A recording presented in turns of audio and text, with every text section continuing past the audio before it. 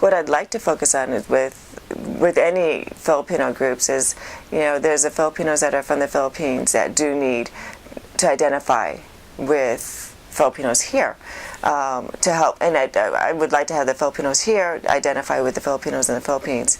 There may be a cultural distance because they can't identify with each other, but as long as they can help each other and learn from each other and not think that one is better than the other. I mean, I've seen situations where Filipinos from the Philippines feel that the Filipinos here don't know their culture. They can't even speak their language. How can they say they're Filipino? They're in these Filipino clubs, but they can't even speak the language.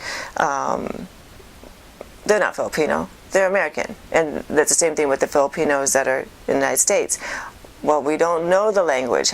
We're trying to learn the language, and so we'll help you to help assimilate in the United States. But just that being able to connect with each other without holding anything against the other culture just for that cultural difference. I think everybody wants to help each other, but some students or some groups tend to just say, well, I can't identify with them because they're too Filipino or too Americanized, and if they can just break down that wall and just say, hey, you know what?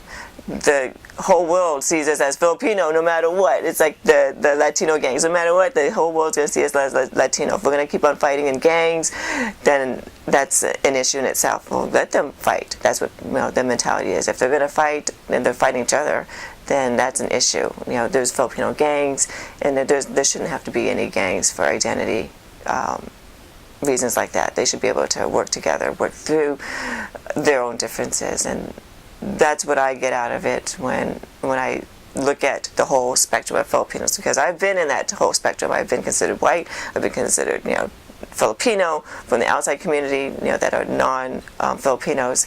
Oh, she's Filipino. Well, yeah, I'm Filipino, but I'm Filipino American.